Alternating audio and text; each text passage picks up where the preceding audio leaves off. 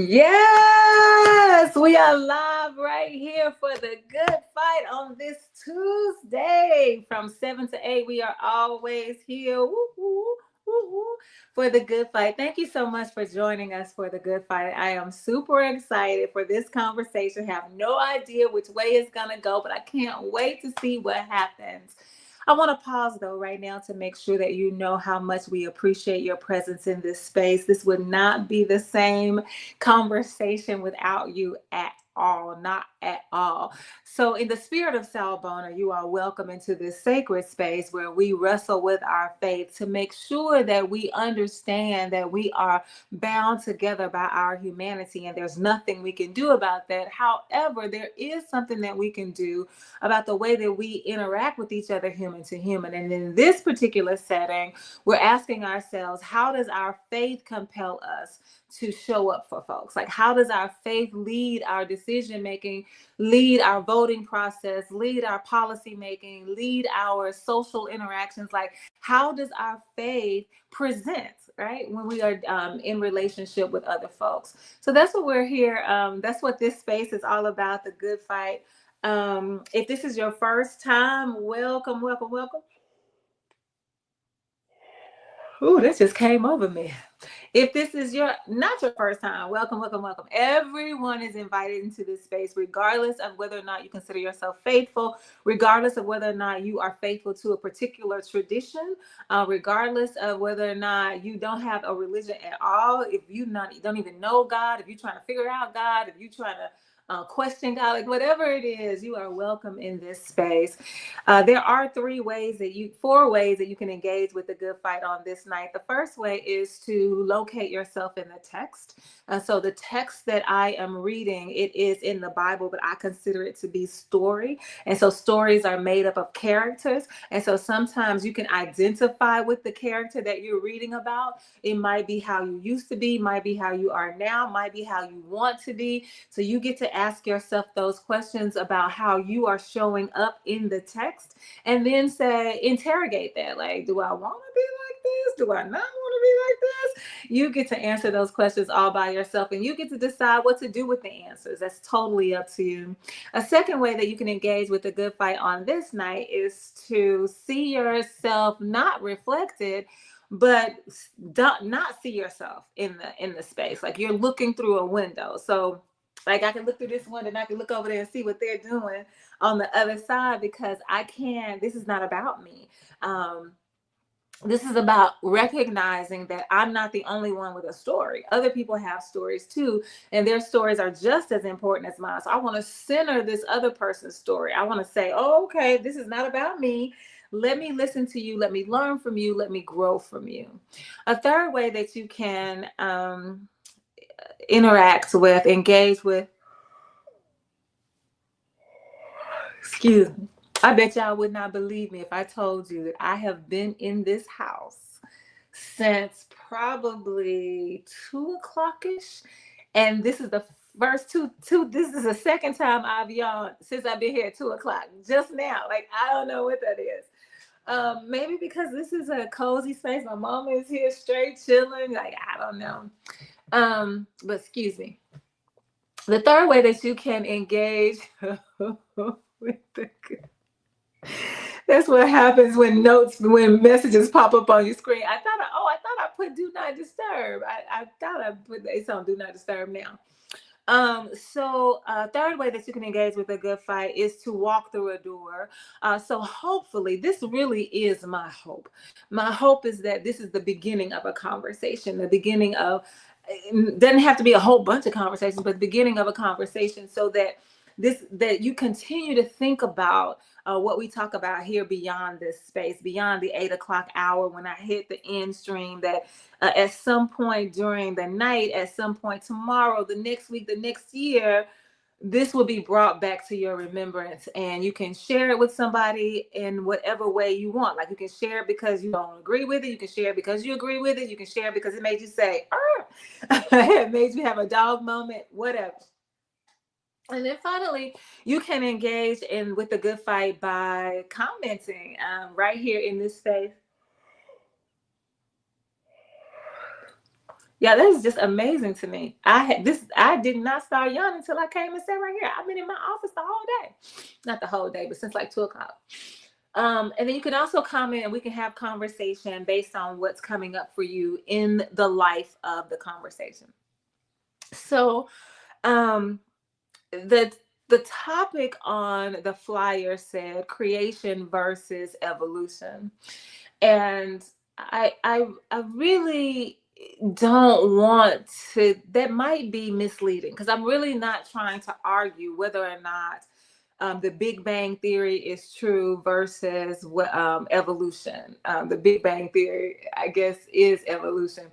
The Big Bang Theory, evolution versus whether or not it was God. Is it a scientific? Is there a scientific theory that explains how we showed up, how we got here as humans, or is it a religious belief system that explains it? Or is it both? Because there is something called theistic evolution, which suggests that there is a way for the two schools of thought to actually live together. That it is possible for you to believe that God spoke people or created humans to exist in this world, and that that evolution is a part of that whole process. So everything is still, even through theistic evolution, it's still governed and controlled by God. God is a part of all of these processes that include evolution, which says, and so evolution is saying that we started out looking a certain way, and over time, over billions of years, we have gotten to the point that we look the way that we look now because other things have happened, like natural selection has happened. There have been some modifications that have happened, some migration that has caused some things to happen. So it could be both. And that's really not what I'm arguing here at all.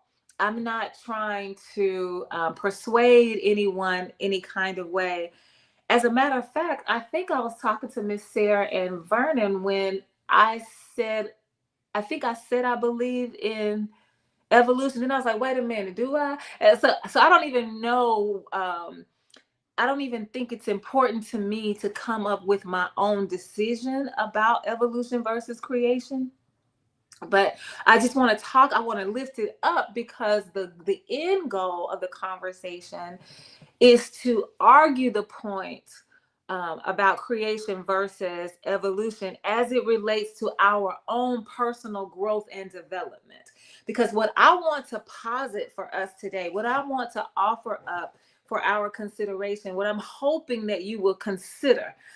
Again, I'm not trying to persuade you. I'm not trying to proselytize you. I'm not trying to proselytizing, meaning I'm not trying to convert you to Jesus.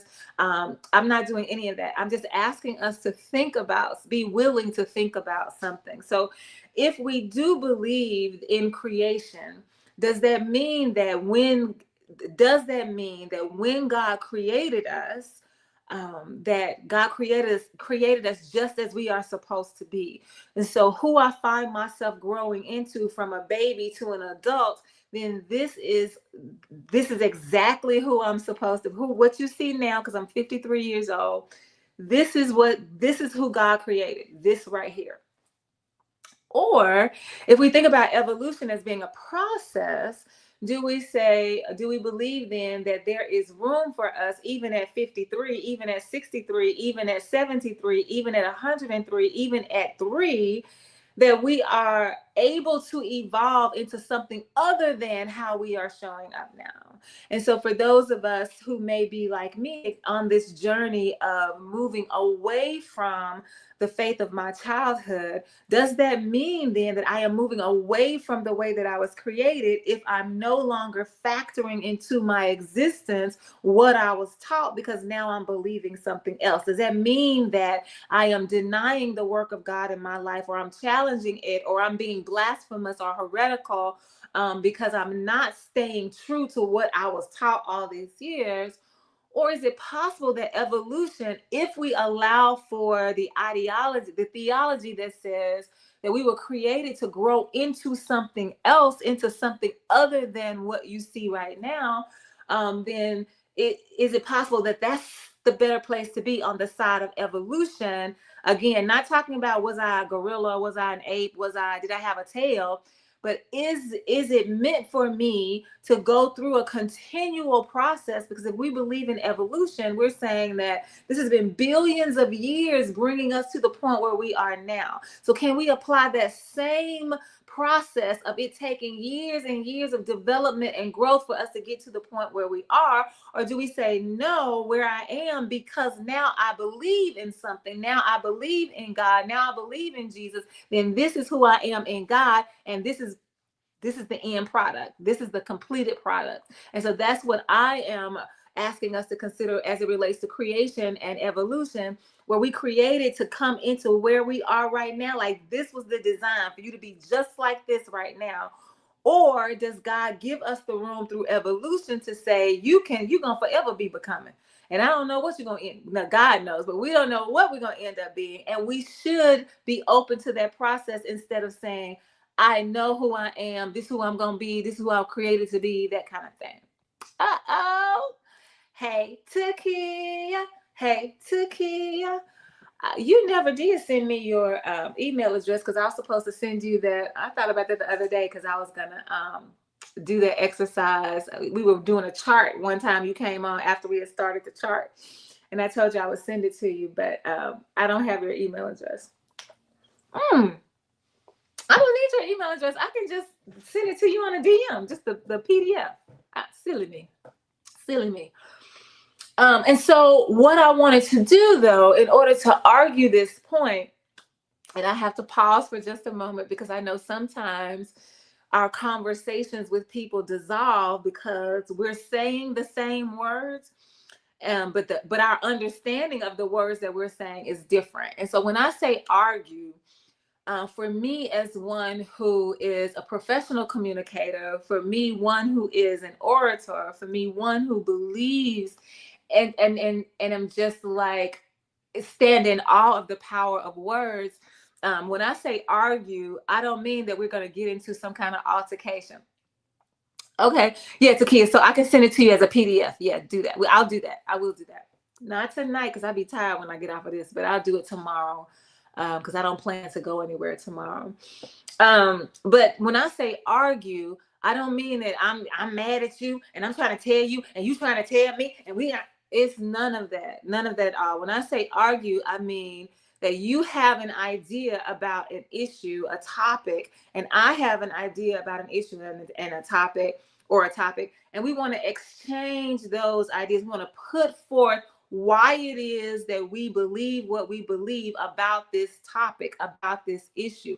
This is what I'm thinking. This is what I'm feeling. What are you thinking? What are you feeling? This is what I'm basing my thoughts and feelings on. What are you basing your thoughts and feelings on?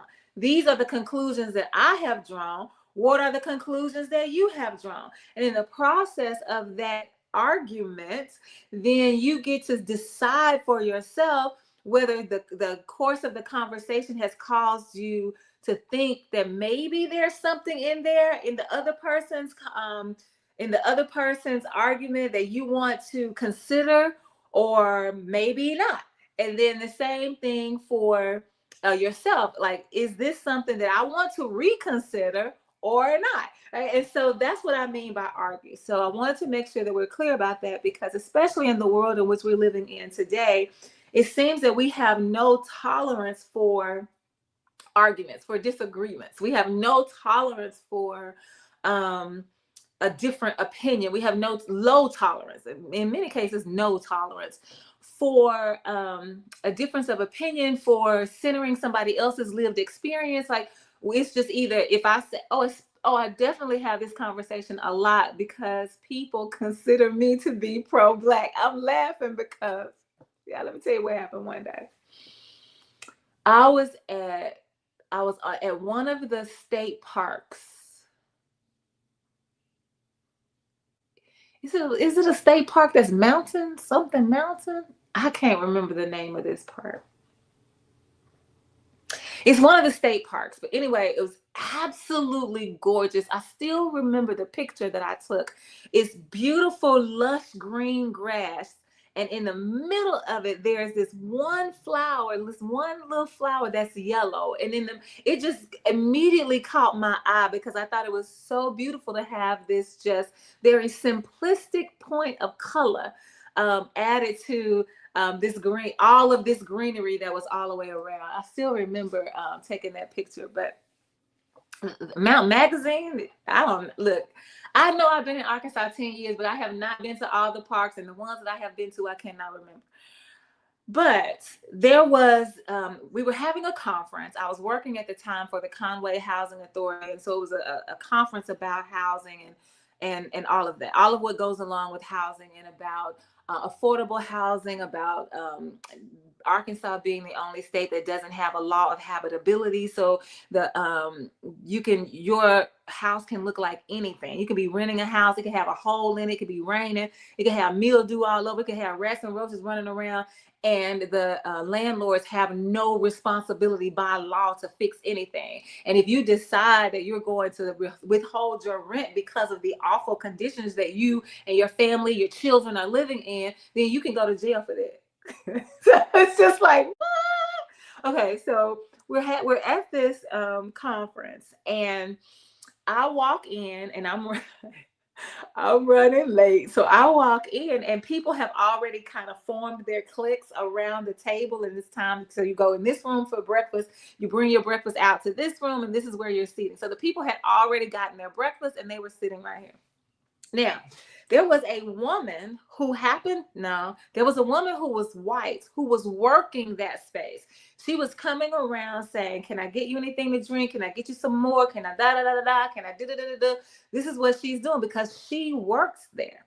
I show up and I'm just like walking in, like, is this seat taken? They're like, no, you can have it. So I'm sitting there putting my things down.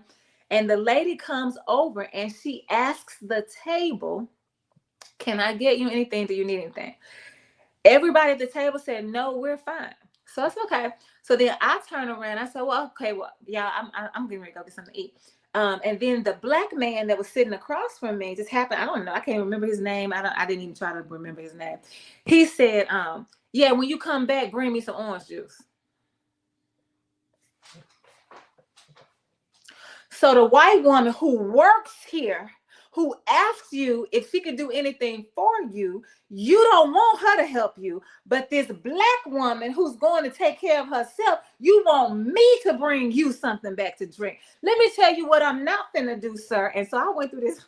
I said this to him. I'm not telling you what I was thinking. I said this to him. I said, so let's see what's wrong with this conversation. So you think it's my responsibility to wait on you when you, so what is it about the black woman? He said, I said, see, yeah, you don't want to draw attention to yourself. Don't draw attention to yourself, queen. We good, you know. Come on, sister soldier. Now, sister soldier. And so I did not find it funny at the time. None of it was funny at the time, but I find it funny now because some people, those people who think of me, not just him, this man that I'm just meeting, but a lot of people think of me as pro-Black. And so some people believe that if you are pro-Black, that means that you are anti-white or anti-non-Black. And that's not the case, because both people bring their arguments to the table so that we can talk about them together based on our experiences. And so that's the power of the argument, so that we can hear from each other. We can learn from each other. We can grow from each other. We can grow closer to each other. We can be bound together by the conversation. There are some stories that just bind us together. Like we were talking on the radio this morning, we were talking about Emmett Till. And one of the callers, his name, I call him Ezekiel, one of the callers called in, and he was talking about the Jet magazine, that on the front of the Jet magazine was the picture of Emmett Till's body lying in the casket. And anybody who has seen this picture, you know exactly how awful it is to see his face, see his body in this casket. And so he was talking about how people were carrying that carrying that picture, that Jet magazine, like in their pockets. Because, you know, those of you who know the Jet, it's only like this big. And so that anybody, I don't care what color you are, I don't care what your ethnicity, I don't care what your gender, I don't care what your sexual orientation. If you know the story of Emmett Till and you know that picture, you are bound together by that experience. And so that's the power and the beauty of the argument, of bringing both sides together so that we can see what the end is going to be for both of us. And so when I'm talking about this, so that's what I mean by argument. I do not at any point, I am not suggesting that we should get into an altercation. Now, there are some times that I do believe that there are certain conversations that are not for you. I'm presently I'm reading the book Grandma's Hands by Remsa. I want to say that I think that's the first name. I can't even pronounce the last name. I can't even think about it. I can't even think of how to spell it right now. But the argument that this author is making is that when we think about racism in particular, when we think about how we feel about bodies and how we feel about different bodies. So this book is treating the Black body, it's treating the white body, and it's treating the police body. These are the three types of bodies that this book centers in its context. And so what the author is suggesting is that, yes, there are some things that we have to think about. There are some conversations we need to have. There are some cognitive practices that we need to do in order to think about racism, in order to understand racism, in order to dismantle racism. However, this author does not believe that that's the only thing that we have to do in order to solve this problem. The problem has to be solved with our bodies as well. We've got to figure out what's happening in our bodies when we have these thoughts, when we have these thoughts, when we have these feelings, when we have these remembrances, when we have these experiences. Like, all our body is giving us so much information in its response to what has happened to us, that we've got to be communicating through our bodies also in order to solve these problems. And so even when we're talking now, when we're talking about our argument, bringing together two different sides, we have to know what's happening in our bodies as we are listening to somebody. We've got to notice whether or not we get tense. We've got to notice whether or not we relax. We got to notice whether or not we feel safe. We've got to notice whether or not we feel on edge. We've got to learn what our bodies feel like when we're having the conversations, so that we can take note of them, so that those feelings, those responses, those bodily responses can signal to us, can give us information as to whether or not we can proceed. Because there are some conversations that, especially this one, simply cannot have. I will never forget. Y'all, I lost money on this. I might have told you this story before. I lost this account for the organization I was working for, JCA at the time. This white man said in the room, he did not believe me because we were talking about racism. We were talking about racism. That was part of the conversation. I didn't just bring up race. It was part of the conversation. And so part of the workshop, yeah, we were supposed to be talking about it. And so he said, I don't believe you. You want to act like white people and Black people didn't get along. That's not true. Black people loved white people. That's why they decided to keep their name, because they loved the people that they were working for so much that they wanted to be tied to them forever. I wasn't ready. That was like my first year on the job. That was maybe my second or third workshop, and I hit the roof. My body signaled to me. What it signaled to me was go off. But that's what I heard. But if I had known myself better engaging in these kinds of conversations, I would have realized that what my body was saying was, this is not a conversation that you can have. This is not a conversation that you are going to be able to get through, because your body cannot tolerate this. Your body cannot withstand this conversation. So let's change the subject so that we can move on, because just because I don't want to talk about this doesn't mean we can't talk about other things, but we cannot talk about this. Takia said, who told him that mess? Well, in conversation with other people whose families also were enslavers. That was the narrative that was within those conversations. That was the narrative that was in those populations. That was the narrative happening in his inner circle, which brings me again back to the point of we have got to be able to have conversations across perspectives, across different experiences, so that you can hear somebody say, no, sir, that is not what happened, because not only do I know that's not what happened because I read about it, but I carry the story in my blood from my ancestors the same way you carry the story in your blood from your ancestors. And so we are meeting at this crossroads so we can talk about what happened to both of us, not just what you think happened to me, but what happened to, but let me tell my story. I'm gonna let you tell your story, and let's see where it goes. So, listen, did you hear me say we lost the account? Because when I got through clapping back, yeah, it was over. It was over. So now I know more about listening to my body. And so that's what I want to make sure that so when I say that, yes, we ought to be able to have these conversations where we bring our arguments to each other, that doesn't mean that you have to sit through the entire thing. Like, you are here, I present myself for the conversation. Now, whether or not we can make it through, that depends on what happens. So I don't want anybody to feel like you're trapped, like, well, no, I got to listen to the argument. Now, once you know the premise, you can make some decisions. And so that's what I wanted to talk about. Like, where are we in this creation and evolution conversation beyond the getting here, beyond how humans made it here?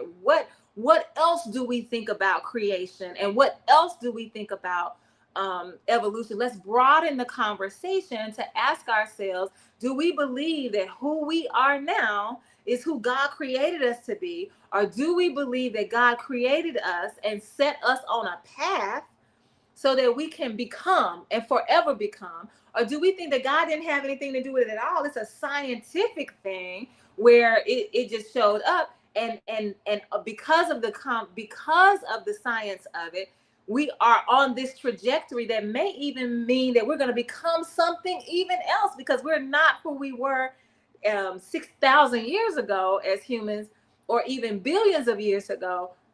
Is there another form that we are going to evolve into? And so that's what the conversation is about, broadening the conversation around creation and around evolution, that doesn't just stem on whether or not it was God that created us or science that created us, but what are we thinking about ourselves now? Are we in our completed form? Are we still growing and developing? I know that in some Christian circles, we say things like, I'm a work in progress. God ain't through with me yet. But again, I feel like that means that God has this place for us to get to. And that's what we're doing. We're trying to live our lives to get to this place to where God is pleased with who we are. And we can say, now I'm a child of God. Now I'm living in the will of God. Now, whatever language you use. And so I'm trying to get to this point. And so I'm offering up for our consideration that that's the creation mindset, that there's a certain way that you're supposed to be, that does not give room for you to say, wait, that is where I got to at some point, but then I kept going. That allows us to move beyond that and say there's more to this, and I want to be open to that. And as I was thinking about that, I was studying, like, what, for people who believe in creation, like where are they getting this from? Like, what are they using as their resource, as their reference, as their guide? And then for people who believe in evolution, like, what are they researching? What are they using as their guide? Like, I'm looking at both sides so that I can guide this conversation. And what happened was I got stuck. And I want to talk about where I got stuck. I'm going to talk about that right now. So here's the key.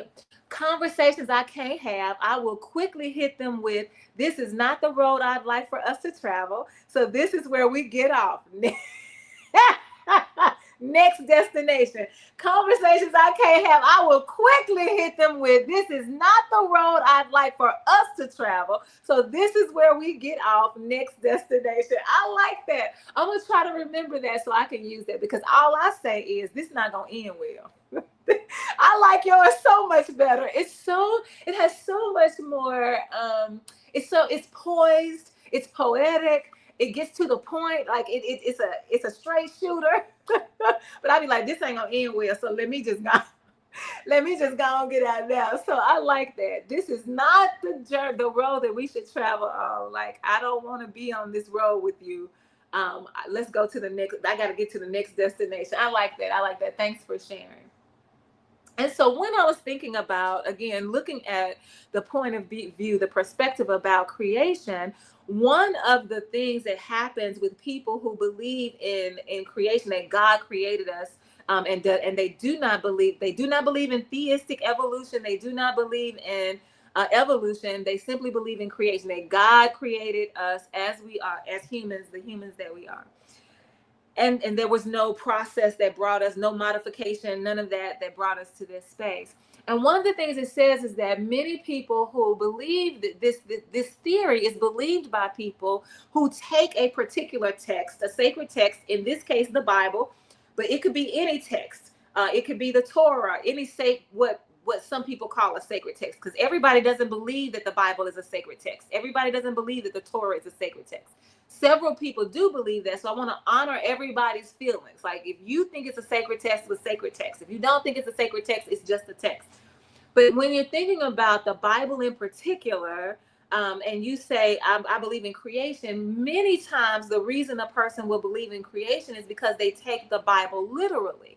They look at the words and they say, I want to stay as close to these words as I possibly can. And if I can live them and believe them exactly verbatim, then that's what I'm going to do, because I believe that these words that I'm reading came from the very mouth of God. The people that wrote it were inspired because they heard God talking. This is what God said. And so therefore, I am going to hold fast to these words. I'm going to bind myself to these words so that I can follow them carefully, because I believe that's the way I'm supposed to live out my life. And so it was when I read that I started thinking, but wait a minute, if that's the case, if we're going to look at the word, and we're going to use the text, and we're going to try to follow it closely, especially as it relates to how we were created, because we're talking about creation versus evolution. I wanted to broaden the conversation, but I got brought right back to how we were created as humans. If that's what we're going to do, and we're going to look at it and follow the word as closely as possible, what happens if the Bible says two different things? Because I know for a fact, and this is what we're about to look at in just a minute, I know for a fact that there are two creation stories in the Bible. Genesis chapter 1 tells the story of how we were created as humans one way, and Genesis chapter 2 tells the story a different way. So then if I say that I want to hold fast to the words and follow them as closely as possible, how do you know which story we're supposed to follow if there are two stories that are different in the same book that you say is sacred? Those of you who say it's sacred, you're looking at the same book. It's got two different stories about the same thing. What are you going to do? And so that's what I wanted to look at now. I want to ask ourselves the question. I'm not trying to ask you if you believe in creation, if you believe. I'm just asking the question, how do you know which way to go when the very book that you are relying on tells you more than one thing? What happens then? That's the critical question now. No more about, do I believe in evolution or creation? But what happens if I'm confronted with, in the same text, two different stories? Okay, so here's what I'm about to do. I don't know how this is going to work, because sometimes I feel like y'all can't see very well. I don't know. I've got I used my split screen on my iPad to put Genesis chapter 1. It's going to be on this side, my left side, which I guess if you're looking at me is the right side. and then this Genesis chapter 1, and then Genesis chapter 2. I decided to use the New King James Version of the Bible because many people who are creationist people, they kind of root themselves in the King James Version of the Bible as the actual text that we should be following. And to keep from using the different language of the King James Version with the ETHs on the end and the YEs instead of YOUs, because it's a totally different time from how we speak now. I said, okay, well then what's the closest thing to the King James Version that gives us a little more modern language that we can better understand? That would be the New King James Version. That's how I was thinking. So both of them are the New King James Version for that reason and that reason only. For those people who really feel like we got to follow the word closely, they trace back to the King James. And then I've got, and both of them are the creation story. This is how humans were created by God according to this text. So I've got Genesis chapter 1 on this side, Genesis chapter 2 on this side. Now, Genesis chapter 1, as I keep moving the screen, changing the pictures, Genesis chapter 1 is going to begin to move, but Genesis chapter 2 is going to stay there for a minute. And so for those of you who like, ain't that the thing? Weren't we just looking at that same? Yes, it's going to stay the same until we get to the third picture, I think. So that's what we're about to do. And so we're looking at two versions of the creation story that are found in the Bible, the same book, the same translation. These are the two stories that we see. Okay. I hope I explained that well. All right, here we go. Let's see. Here we go. All right. Oh, Jesus. I'm going to have to use my... I'm talking about y'all ain't going to be able to see. I can't see. Oh, that's better. Okay. All right. So let's just look at the left side first. The left side says, the history of creation. In the beginning, God created the heavens and the earth. The earth was without form and void, and darkness was on the face of the deep, and the Spirit of God was hovering over the face of the waters. Then God said, "Let there be light," and there was light. And God saw the light, that it was good, and God divided the light from the darkness. God called the light day, and the darkness he called night. So the evening and the morning were the first day. Then God said, "Let there be a firmament in the midst of the waters, and let it divide the waters from the waters." Thus God made the firmament and divided the waters which were under the firmament from the waters which were above the firmament, and it was so. And God called the firmament heaven. So the evening and the morning were the second day. Then God said, "Let the waters under the heavens be gathered together into one place, and let the dry land appear." And it was so. And God called the dry land earth, and the gathering together of the waters he called seas. And God saw that it was good. Oh, let me see what I'm doing. Okay, so I want to stop right there so I can make sure that everyone was following this conversation. According to the what we read, I think we read all the way down to like verse 10. Genesis chapter 1 through 10. This is the creation story where it starts out with nothing. There's nothing. There's only God. There's nothing. It's only God. And then God is just hovering. So the presence of God is in the midst of nothingness. The presence of God is there. But I thought I heard a song in my head, but there's nothing else. And so then God begins to create out of nothing what ends up being the earth. And so God goes by days. There's one day God does this, the second day God does this, and the third day God does this. So by the time we get to the third day, we've got when talking about the firmament and the waters, you got the heaven, and then you've got the seas. We also have the lights and the darkness. What else do we have? I can't even remember. But on the third day, I've got it right here as well. So okay, wait. Let me look. Yeah, we got the light, and then we've got the water, the heaven, and the seas, and then we've got The land. Oh yeah, the land appears. So first of all, let there be light so I can see what I'm doing, as if God needs to be able to see. Let there be light. That's the first thing. And then we want to create the heaven and then the water. So we got the seas, we got the sky, and we've got the seas. And the seas, these are the waters. And so we're going to pull the waters back so that something else will appear, something else will be revealed, and that is the land. So that's what has happened. It's been 3 days. That's taking place in Genesis chapter 1 as the creation story. And so now let's look and see what Genesis chapter 2 says. So back-to-back creation stories about how we got here as humans. And so far we're talking about day 1, day 2, day 3. Let's see what we're talking about now if we're on the right side of the page. Okay. This is on the right side with the white. I did it on purpose. I got the left side dark, the white side that is light. So let's look at what it says on the right side of the page. We're reading from the light side. This is Genesis chapter 2. Thus the heavens and the earth were completed in all their vast array. By the seventh day, God had finished the work he had been doing. So on the seventh day, he rested from all his work. Then God blessed the seventh day and made it holy, because on it he rested from all the work of creating that he had done. So let me just keep going. This is the account of the heavens and the earth when they were created, when the Lord made the earth and the heavens. Now, no shrub had yet appeared on the earth, and no plant had yet sprung up. For the Lord God has not sent rain on the earth, and there was no one to work the ground.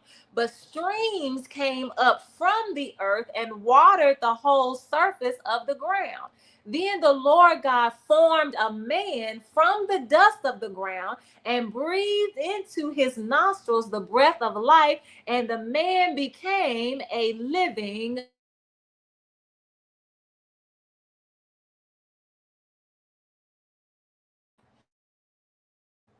I feel like we need to stop right there, because that's enough right there for us to begin to already see some significant differences. Because the first thing that happened in Genesis chapter 1 is what? There was light, and there's light and the darkness. That was day 1, and nothing else happened on day 1. Then day 2, here's what happens. We got the heaven and the seas. And then day 3, then we pull the waters back, and then the land appears. Well, in Genesis chapter 2, it says there was nothing happening. Nothing had grown. There was no shrub. There was no nothing. But there was water that was streaming up through the ground. And these waters covered the ground. And so this is how it starts already over here in Genesis chapter 2, the creation story. There wasn't any it hadn't rained ever, because I don't think rain happens until we get to Noah. I think that's the first time that we saw rain was with the flood. And I think that's why it was so fascinating to people when Noah was going around saying it's going to be a flood. They like, a flood? What is a flood? Like water? What is what? Rain coming from the sky? Like, right? What? We don't know nothing about that. So there's no rain that has fallen, but there's water that's coming up, and there's the streams that are coming up through the earth, and they water the whole ground. And then it says it's from that ground that man is formed from the dust.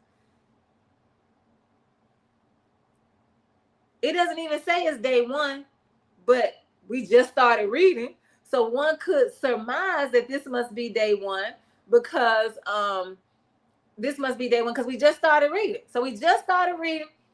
Ain't nothing going on. All of a sudden there's water coming up, covers the whole ground, and then man is formed. Now let me just pause for just a minute to talk about this word man.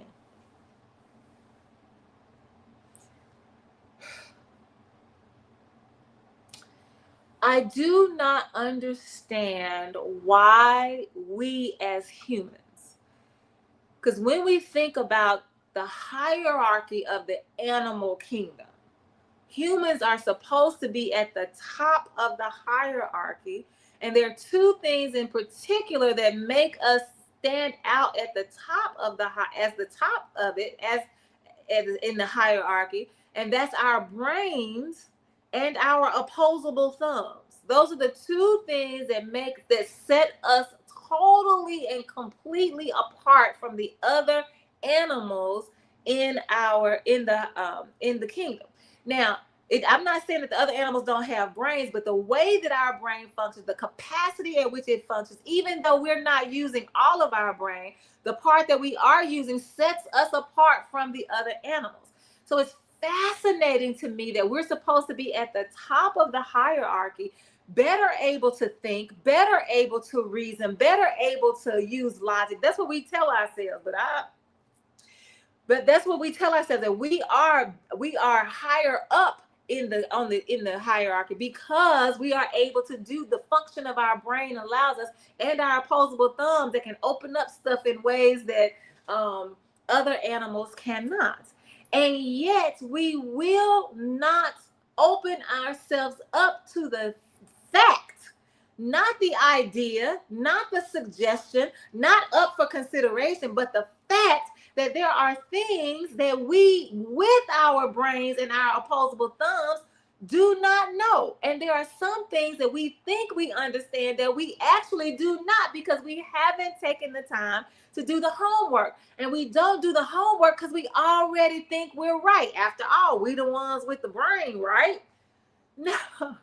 So this word man, if we think about the Bible, and we're reading it now in the year 2025, and you believe that Jesus was born, some people say Jesus was born about, well, we should at this point be saying more than 2,000 years ago. So some people just keep using 2,000. But so if you want to just keep it a straight number, 2,000 years ago. And then the earth, but even people who believe in creation still give the earth 6,000 years of being here. That's a relatively recent, short amount of time for the earth to be here. But even if we use the 6,000, now people who are dealing more so with evolution, they're going to say, no, this ancient earth is billions of years old.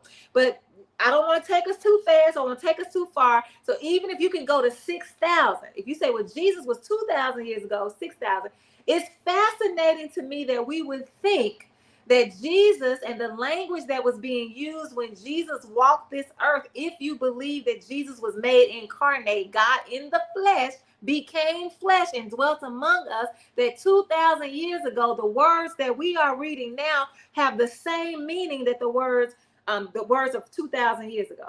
Why would we think that? Why would we believe that we are still using the same words in the same way with the same understanding 2,000 years or 6,000 years later? What part of our brain breaks down to make us think, yes, of course, they were saying the same thing then that we are saying now? No. So I want to take just a few minutes here to talk about this word man, because much of our problem in this world that we are living in now is because we have misunderstood the word man, because we think it means male, we think it means penis, we think it means power, we think it means all power, because God was male and Jesus was male and the Holy Spirit was male, and therefore all males are, and Adam was born first as a male, so that means males have power. So we have to make sure that we keep the hierarchy even amongst humans, because of the way we have misunderstood the words that are being used. Because what happens in every single language is anytime you go from one language to the next, what you run into is that the language that you're either trying to create or you're trying to translate into, it doesn't have a word for that. So like, say for instance, I'm just using this as an example. I want to use peel, the word peel, and I want to go from English to Deniseism, to Denicious, English to Denise. And so because I got Denise, I've created my own language. There is no word for pill in my language. I don't even take pills in Denise. In this language, in this community, we don't even take pills. And so in order for it to work, I gotta find a word in Denise that is as close as I can find to the word pill, and then substitute the two. So it's not really the word, but it's kind of the word. And so that's what I'm going to do. But what happens is we forget that process. We read a word in Denise and say, oh yes, this is the word for pill. Actually, that's not the word for pill. This is a word you made up for pill. So you saying that it's pill, and now we're living it like it's pill, like this is the only word that we've ever had for pill, when really it's not. And that's exactly what happens in the Bible. You're taking a language from 6,000 years ago, and you're trying to make it fit your current context, even if you say the Bible, whenever the King James Bible was written in the 16th century, it was still years later. And then you say, oh, okay, this word doesn't exist for us because we didn't have this language. We didn't even understand this. So what can we use that's the closest thing that we understand? And so when you look at the word man, because of who we are and how we've been socialized, we think man, penis, power, head of the household. But really, when the word was written, it was written to mean humanity. And what if we believe that? Because I'm saying it, but I know that people hearing me don't believe it. But what if for a moment, just for a moment, we could trust that that's the truth? I'm not saying it is. I'm saying, what if we could all believe that what the word meant when it was written in the text of the Bible initially? What if it really did mean humanity?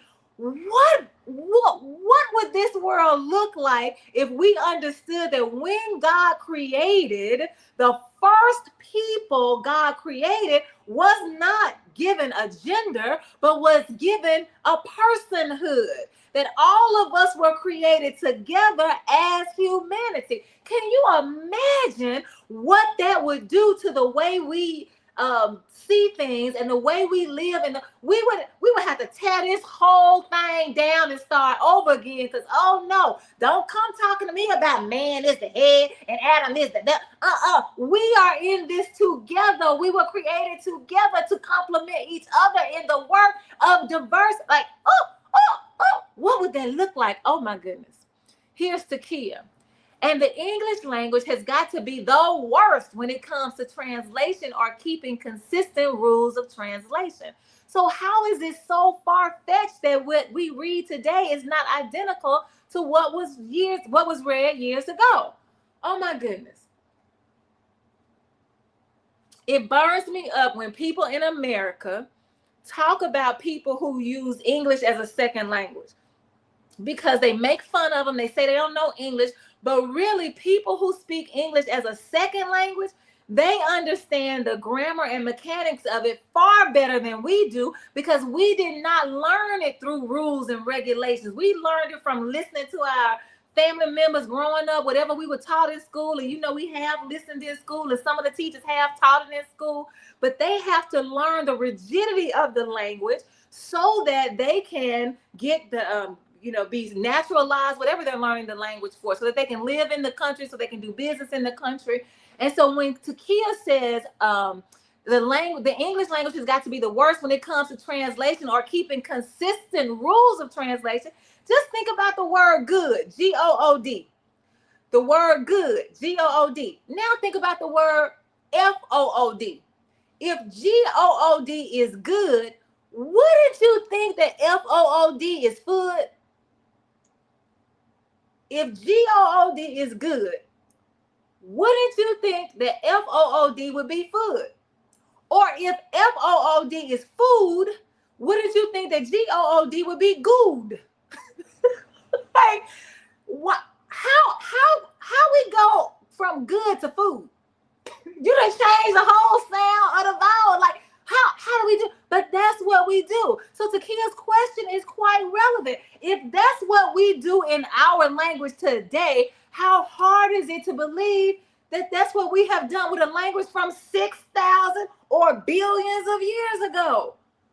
Surely we have misunderstood some things. Surely.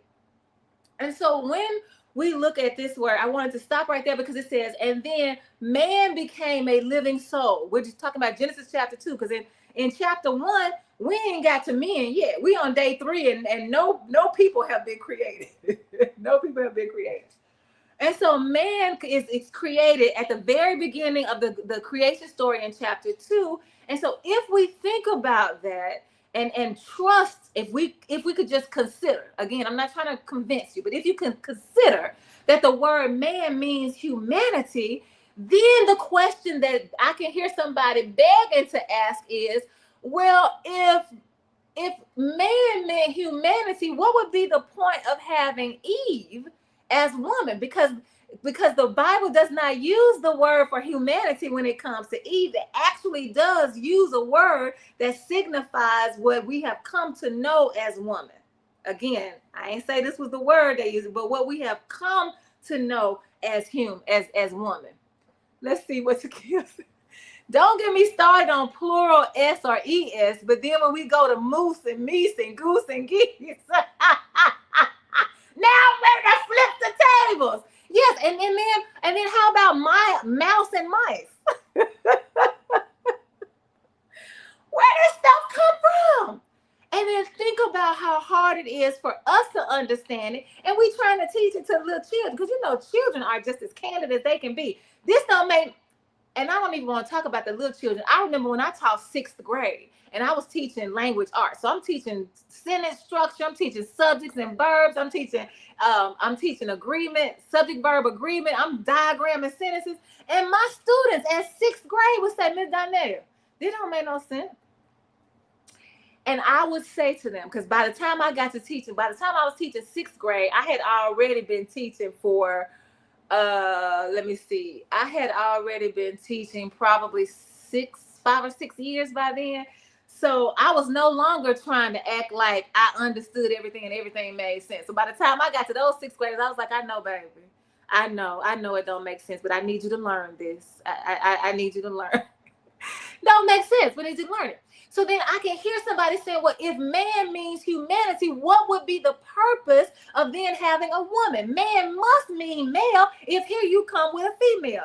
First of all, female didn't mean, again, these are words that we have come to understand in this way. But still, that is a great question to ask, because if we consider the evolution of what we should be doing as humans, now I'm not talking about thinking about how we went from gorillas or Neanderthals to humans that we are now. I'm talking about if we give ourselves evolutionary thinking in our theology, we could say, oh, wait, perhaps what it means, if man means human, and then we brought out a woman and says, this is your helper, this is the person that is suitable, and that means this, here's a distinction. Okay, so now I'm making distinctions between the persons, because this creates diversity. It does not create hierarchy. It does not create power. It creates diversity. So you look at each other and you recognize each other as human, but then you say, but you look different from me. I know, and God created us both at the same time. Now what? What would the world be like if we could consider that just may be a better way to think about what God was doing in the world when God said, I want humans to be together. I'm going to start with humanity in this person. This is what humanity is, this person. But then I realized I don't want the person to be by themselves. The humanity has to have more than just this person. Because we got all these animals. Look at the animals. It's not just one animal. So I'm not going to have just one human. How can humanity be one? It's got to be more than one for it to be humanity. And so I'm showing you another way that humanity looks. It's still humanity, but it looks different. And then as we evolve, it looks different. It loves different. It thinks different. It plays different. It walks different. Some of us don't walk because we travel in a wheelchair. Zakiya said, this is good. This is good. I just sometimes wish that we would have another flood moment. But I don't want it to be the flood moment where God erases us all off the earth. Because the flood, God was mad. God said, y'all done lost y'all mind. So let me tell you what I'm finna do. I can't believe what y'all have turned into. I created humanity, and this is what y'all have become. I tell you what, scrap all this. We finna start over. Here come the flood. Everything gone except Noah and the ark. It's 8 people on the ark. I sometimes wish that that's what God would do. Still keep us here, God. But wipe our minds clean. Give us a flood that just washes out all of what we think we know, and let us start over. Let us start again with this kind of understanding. And my, what would we be like then? You wouldn't be able to tell us. Then we really could say, America, we really could say that this planet is great. Not America, but the planet is great. Because we understand that we were all created as people with distinctions that celebrate our diversity, designed to work together to do the will of God, which would be justice, making sure that everybody has everything they need so that no one is without. Let that be the prayer. Zakiya said, let that be the prayer. I know that's right. Thank y'all so much for joining us for the Good Fight right here. I was going to say KABF right here every Tuesday night. We're so glad that you could join us. I can't wait to see you next week. Bye.